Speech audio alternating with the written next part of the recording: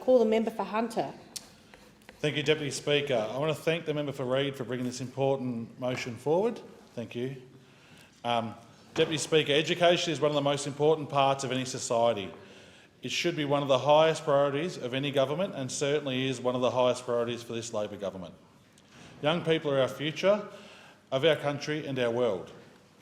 They will be our future doctors, lawyers, accountants, architects, builders, electricians, plumbers, boilermakers, fitters, plasterers, neurosurgeons, farmers. So many options we have here of what they will be. So it is vital these young people have access and receive the best education in the world to make sure that our country continues to punch above its weight and thrive into the future. But in order for this to happen, Deputy Speaker, our students need teachers. Sadly, Deputy Speaker, this country is facing a shortage of teachers, and it's not only the students that will pay the price for this, but it will also impact the future of our nation as well. Deputy Speaker, this is a shortage 10 years in the making in this country. We have falling enrolments in teaching degrees and a forecast demand that will exceed the supply of secondary teachers by 4,100 teachers between 2021 and 2025. Not only are fewer students enrolling in teaching, but those who do study teaching are less likely to complete their studies than other students, with only 50% of teaching students completing their degree. This is just not good enough.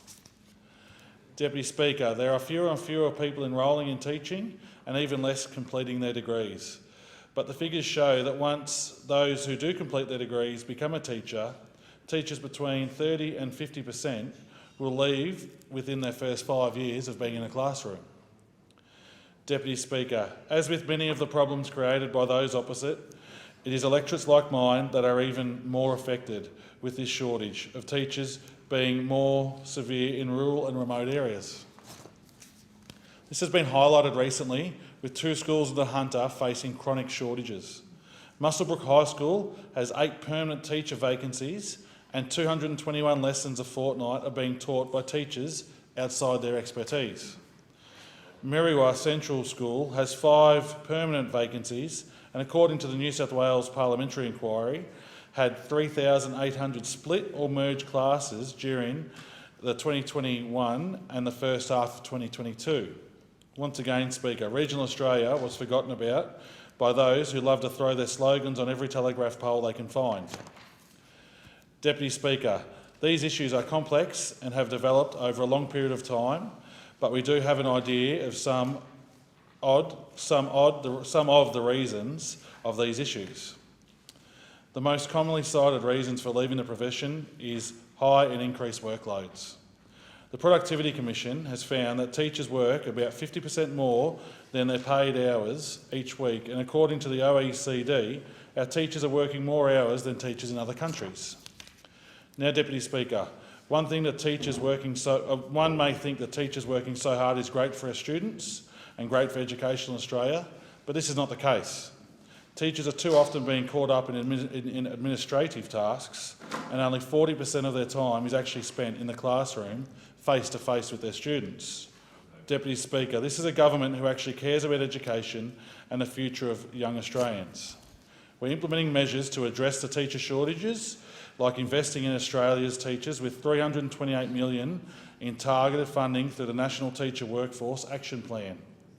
This plan will provide $159 million to train more teachers, $56 million for scholarships worth up to $40,000 each to encourage the best and brightest to become teachers, $68 million to triple the number of mid-career professionals shifting into teaching, $10 million to boost professional development and make sure that our teachers continue to improve.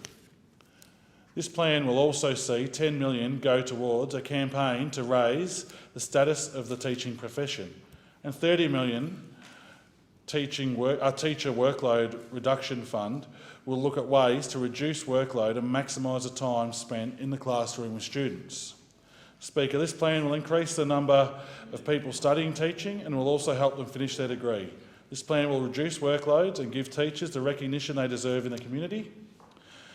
Speaker, this is a solid plan from a solid government with a strong focus on education. And I just want to say thank you to all the teachers out there. They put up with me as a student, and they put up with many students that are different and challenging. And I thank them for all they do. Thank you. I thank the member.